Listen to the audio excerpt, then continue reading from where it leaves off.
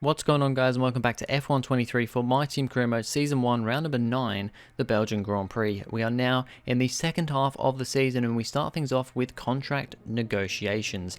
And we're deciding that we're not going to continue with Iwasa, so my first thought was go Japanese for Japanese and go for Sonoda, but unfortunately we don't have enough money for him. And then our other options for kind of current full-time F1 drivers are Zhou Guanyu, Lance Stroll, Kevin Magnussen, Oscar Piastri, Logan Sargent and Nick De Vries, but Piastri, well, the main thing with Piastri is he's probably the most interesting, but other YouTubers have gone for him, so I don't really want to have him as well.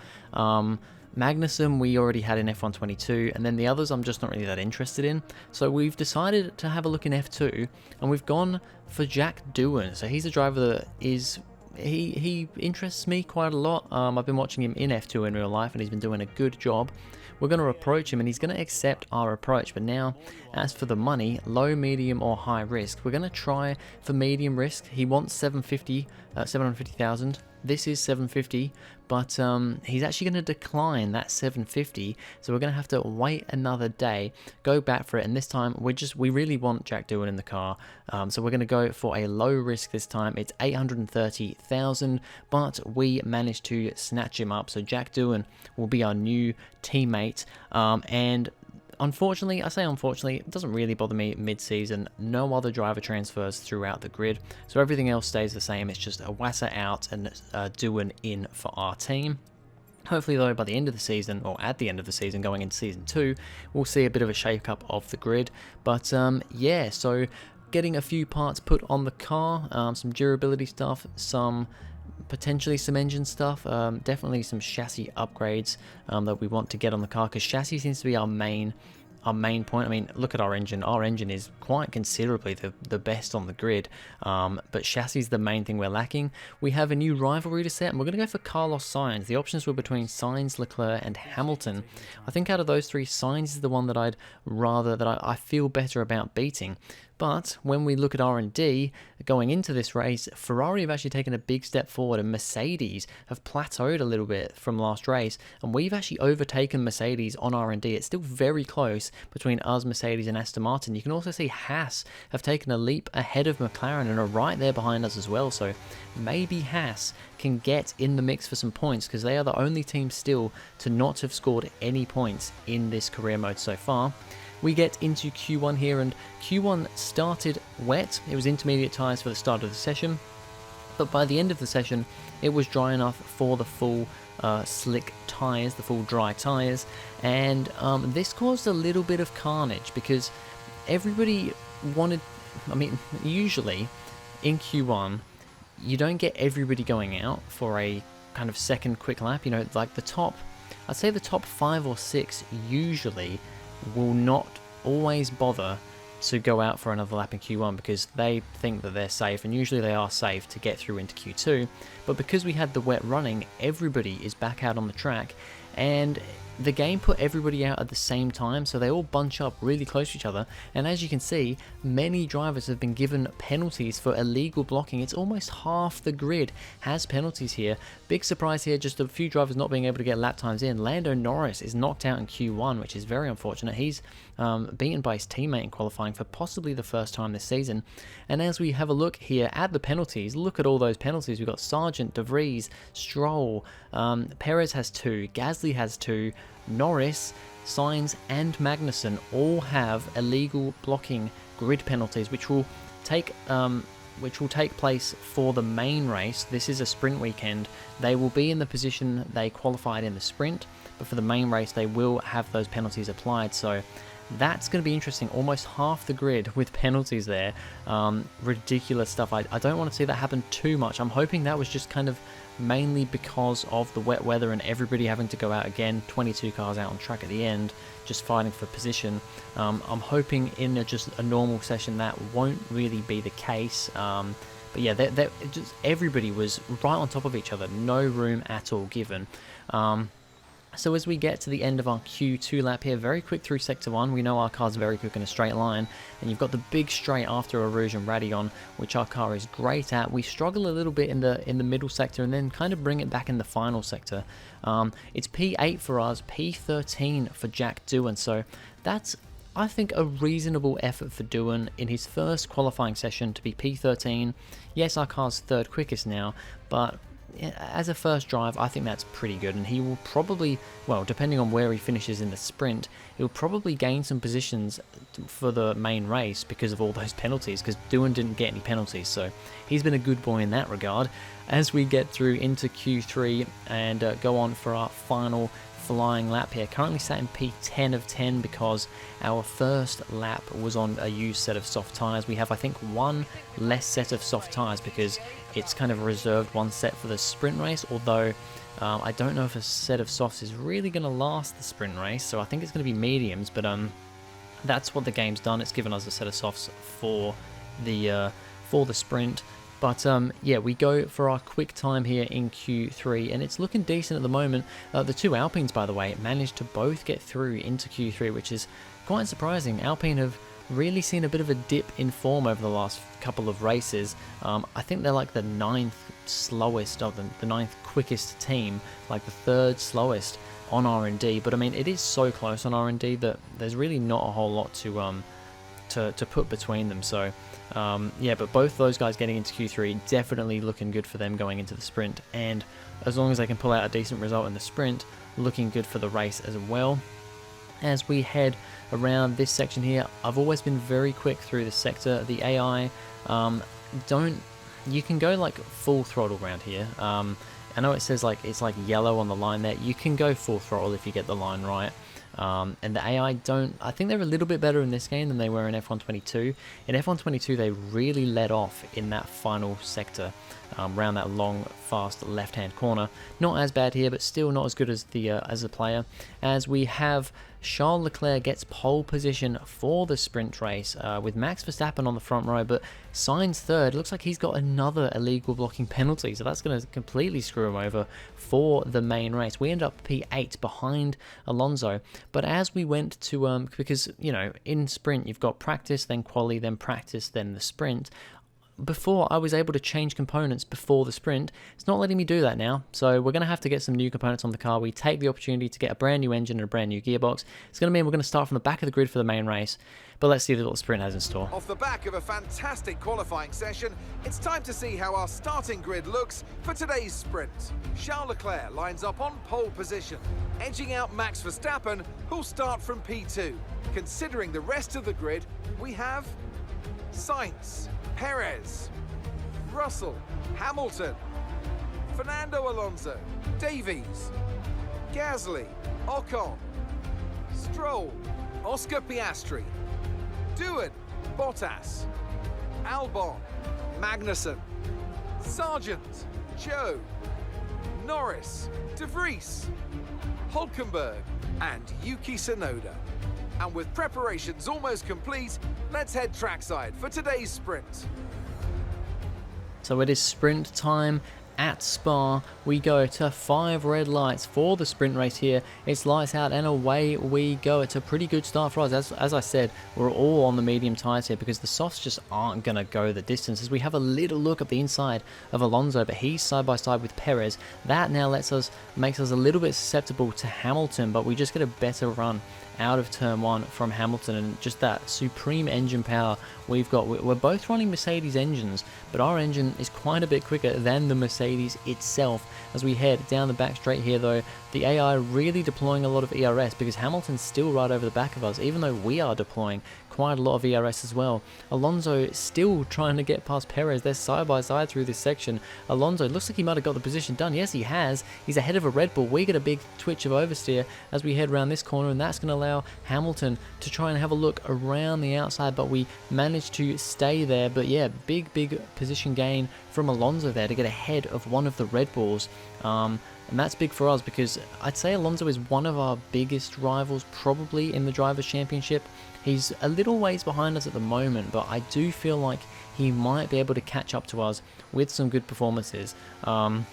And that's exactly what he's trying to pull out of the bag here ahead of Perez, putting a Red Bull in between us. But you can already see he's starting to fall back from the cars ahead because the Aston Martin is a bit slower than everyone else. I mean, they're only just behind us in Mercedes, but you know, there is a considerable pace difference, and I guess just him having to defend from Perez as well isn't helping because he's all over the back of him now as we're kind of just on our own watching what's going on here. Perez is having a little look to the outside but isn't going to go for anything there. He's got to be a bit more patient here. It's 8 laps this sprint race, which doesn't seem like a lot, but one lap here is you know, a minute 45-ish. So yeah, it is still a reasonable race as Alonso's actually pulling away from Perez a bit. And lap number 2, we don't even have DRS yet, but we've just got such a good run out of Radion, and that's actually going to let us go for a move on Perez into this next corner. But Perez just about has the grip and the speed to stay on the outside and stay ahead of us, and then kind of boxes us in,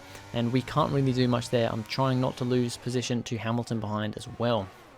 As at the front of the grid, Sainz actually got the jump on Verstappen and is up to P2 and is now going for a move on his teammate for the race lead for the sprint, and he's got it done. Carlos Sainz now leads the sprint race. Perhaps he's trying to make amends for all the penalties he's going to get for the main race, now leading the sprint, as we are now once again all over the back of Sergio Perez. Alonso's just there ahead of us, but now Perez is actually going for a look on Alonso. We have a sniff up the inside but can't quite do anything, and Perez has gotten himself back ahead of Fernando Alonso again, so he'll be wanting to make a move further forward as Russell is actually slowing up a bit as well. He's lost a bit of a gap to well, he's got a bit of a gap to the cars ahead. We absolutely fly past Alonso with DRS because he doesn't have DRS, and that's just how powerful that is and how powerful our engine is. It's on the final lap of the sprint as well, so we've done what Alonso did to us in the final lap of the British Grand Prix. He got past us then, we get past him now, as Perez also makes a move on Russell on the final lap as well, so that is very good for him. My teammate Jack Doohan is doing a decent job actually. He's now in a battle with I think it's Valtteri Bottas in the Alfa Romeo, believe it is, and he gets that move done, so that's a good little move for Jack Doohan there, just, you know, putting himself higher up the order for the potential for a good race. And here at the front, Sainz is still just about hanging on to the race lead at the moment. Leclerc, though, is all over the back of him. These guys have gotten a bit of a gap to Verstappen. Sainz slightly goes a bit too deep into the final corner, final couple of corners, but in the end, it is going to be Carlos Sainz who wins the sprint race in Belgium. It's his first win of the season, but it is only the sprint race, so it is still only Verstappen, Leclerc, and Russell to have won main races, but maybe that will change this time around. But Sainz wins the sprint. We're going to come home for, I believe it's P6 in the end. And I think that's a decent finish for us. That's pretty good. We've beaten Alonso, which was a big thing I wanted to do. And it's just the two Ferraris, the 2 Red Bulls, and Russell ahead of us. So I think that's a decent result for the sprint. Doohan finishes P12. I'm pretty happy with that. That's what, 1 position, maybe 2. I think it's just 1 position higher than where he qualified. But with all the penalties coming for all the drivers, Doohan could be starting, and probably most likely will be starting in the top 10 here. We're going to be starting from dead last position though with all our grid penalties. So let's see what the Belgian Grand Prix has in store. Welcome then, as we take a step back into the nostalgic golden days of motorsport.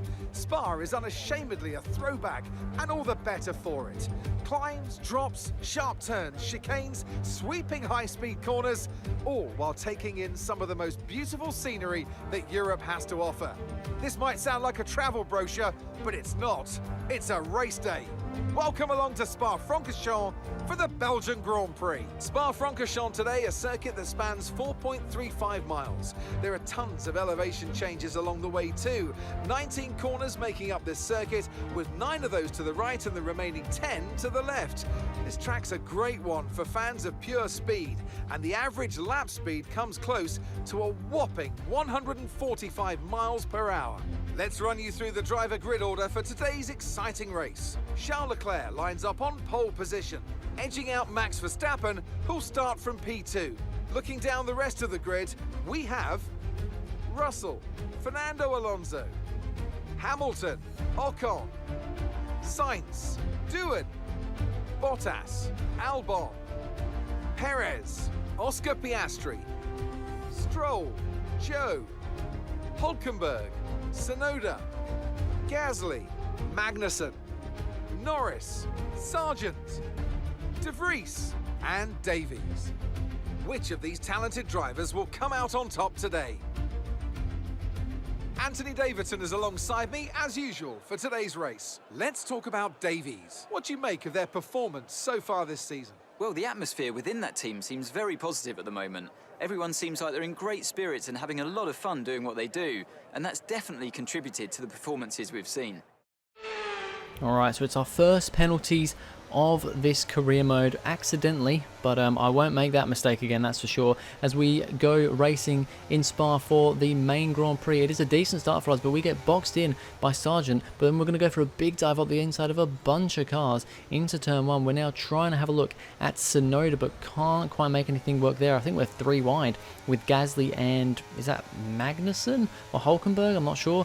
As now Norris is actually alongside us, and we're going to go side by side up a Rouge with Lando Norris in the McLaren for the first lap of this race. We're going to get a good run though out, and with our supreme engine power we're going to look to the inside of Norris as we head into the next corner. We're going to brake as late as we can, a little bit too late, but we just about keep it on the track, don't make contact.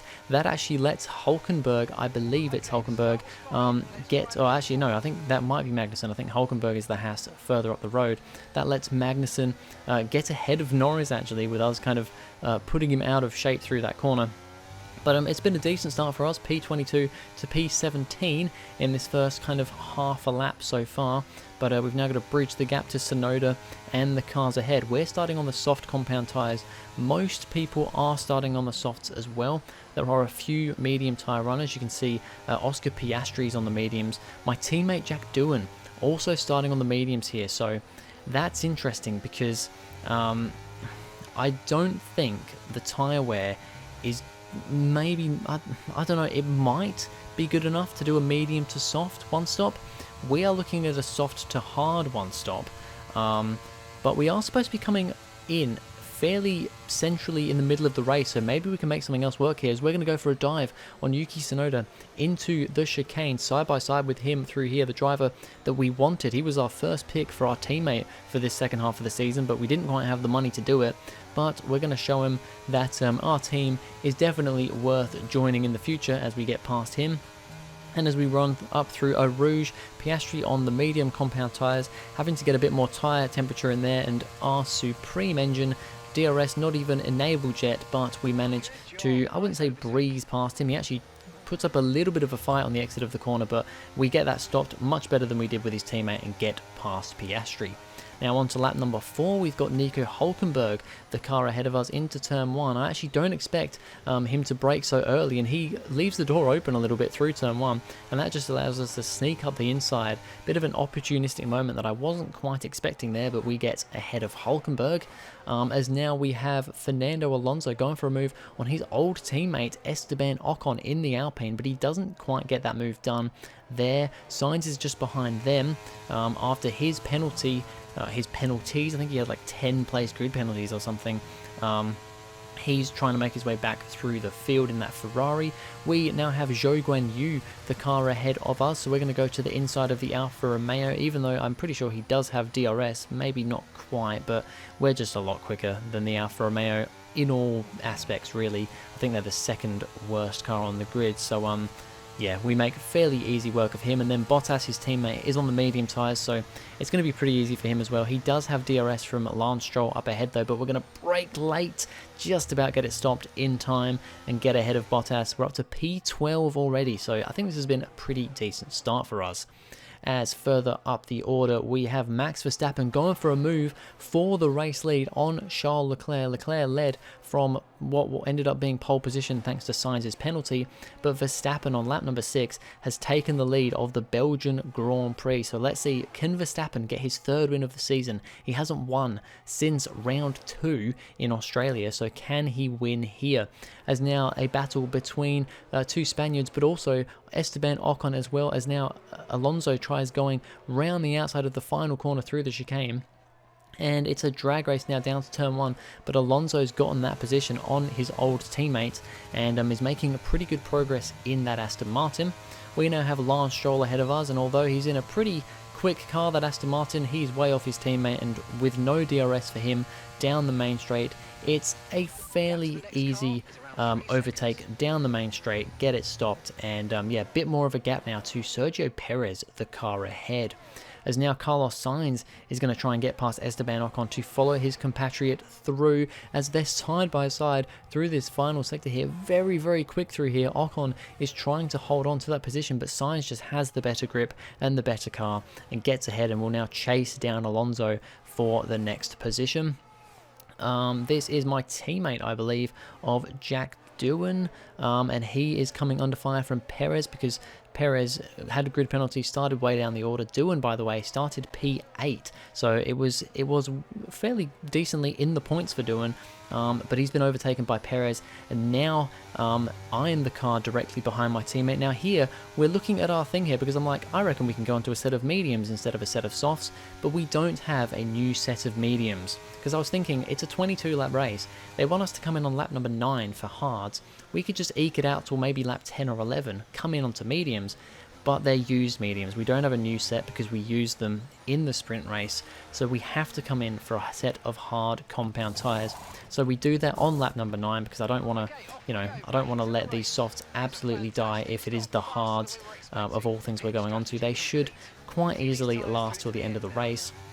As we come out of the pits, we have, I think it's Ocon and Hulkenberg ahead of us, although Hulkenberg hasn't come in yet, and I've heard over the radio he has a mechanical issue, and look how slow he is through this corner. I am not very good through this corner, but Hulkenberg probably on worn tyres, but also having a mechanical issue of some kind. We go for a move in a pretty unorthodox place and get the move done on on Hulkenberg, sorry, but yeah, not great. It's not going well for him. It's also not going well for my teammate Jack Doohan. It's a really slow pit stop. We've had a lot of luck this season, at least on my side of the garage. I don't think we've had a single bad pit stop this season yet, which is crazy to think. But Doohan, unfortunately, they take way too long getting that front left tyre off, and that's going to put him down in like P15. So we overtake him in the pit stop phase. It's unfortunate for Doohan. He may have been able to score points here, but at least would have been very close to it. So very unfortunate that he couldn't do anything there because the pit stop was not great. Sergio Perez making his way through the order as well, just ahead of us. He's gotten past Esteban Ocon, trying to bridge a gap between myself and him. As now at the front of the grid, Verstappen is now fairly calmly leading the way. Still has not the biggest gap to Leclerc in second, who's actually coming now under fire from George Russell. Russell didn't seem to have the pace of the top few in the sprint race, but in this race, he's actually really keeping with Leclerc and with Verstappen. So can Russell, the current championship leader, let's not forget, do something in this race for a P2 position, potentially a P1? I don't know, Max seems to have it covered at the moment. As Esteban Ocon's the next car ahead of us as we look from a camera angle behind his car, and we just breeze alongside him with ERS and DRS, laid on the brakes into this corner. He tries hanging it round the outside, but nothing doing there. We're up now into P8. I think this has been a pretty decent recovery drive in this race, as now it's another battle of the Spaniards between Sainz and between Alonso. Sainz trying to go for a move into the chicane here, the outside for that corner, the inside for the final corner, but Alonso has the better run out of there and will just about stay ahead of his fellow Spaniard. But as they come up Eau Rouge through Radion, down the main straight with DRS, Sainz looks to the outside but then has to go for the inside, but I think he's going to quite convincingly get that move done back ahead of his fellow Spaniard compatriot, and it's up another position for Sainz, making up for that grid penalty. As now we are right on the back of Perez. Perez is struggling here. I don't know what it is, but Perez does not have the pace in this race at all. We go purple through the first sector.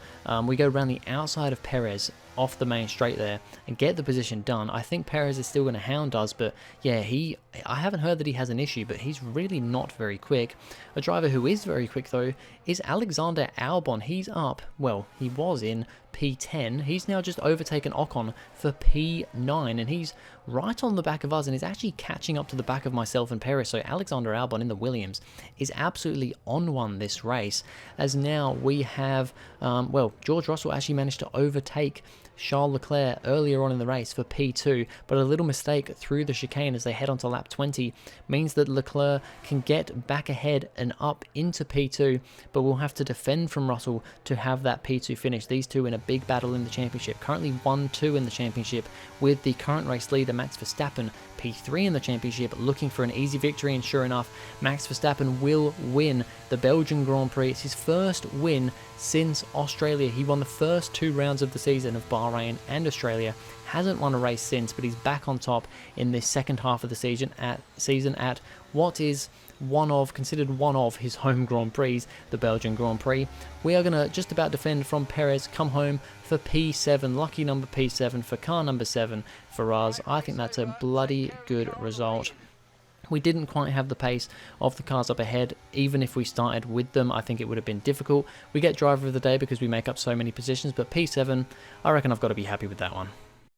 So as they climb out of the car, the Red Bull team are ready and waiting to celebrate a thoroughly deserved win.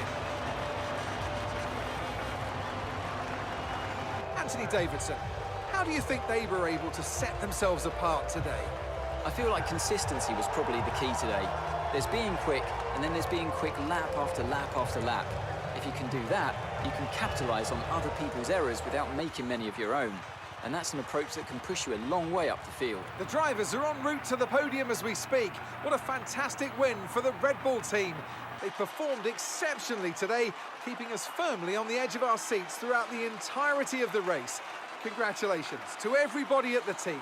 So Verstappen wins his 3rd race of the season. So it's now 3 at least main races. It's 3 Grand Prix for Verstappen, 3 for Leclerc, and 3 for Russell. The only drivers to have won main races this season. Of course, myself and Sainz now have sprint wins, but these 3 are the only 3 to be constantly there winning the main races. Leclerc manages to just about hold on to 2nd place with Russell in 3rd, so that's good for Leclerc and Verstappen, the 2 drivers chasing Russell, who has a fairly healthy lead at the front of the championship here, mainly because Verstappen and Leclerc have had DNFs. I don't think Russell has had any mechanical failure DNFs yet, so mainly consistency, but also good performances keeping him in check. We're P7, Alexander Albon, take a round of applause. He finishes P9 in the Williams, so that's 2 extra points for Williams. Could be big for them. Doohan ends up P14. It's decent. I think that's a decent result for him. Kind of got screwed over, like I said, in the pits. If it wasn't for that, I think he would have been on the verges of points. So I think 14, all things considered, is pretty good for his first race. And like I said, in the championship, Leclerc and Verstappen close up a little bit to Russell, but he's still got a fairly healthy lead up the top there. We're P7. I think we get caught by like 1 point by Alonso. So it's all pretty close there, and even after only 1 race, Doohan is already ahead of both Sargent and De Vries in the Drivers' Championship. So if that doesn't show you, well, one, that Doohan's done a good job, but that Sargent and De Vries really are not performing, then I don't know what does. And then in the Constructors, Mercedes now, I think they were anyway, but leading the Constructors, Red Bull 2nd and Ferrari 3rd. And then it is a fight between myself and Aston Martin for P4. Only about 4 points, I think, separate us, so that's going to be a good battle. But anyway, that's going to be it for this video, guys. Thank you very much for watching. If you enjoyed, please go ahead, like and subscribe, and I'll see you guys in the next video.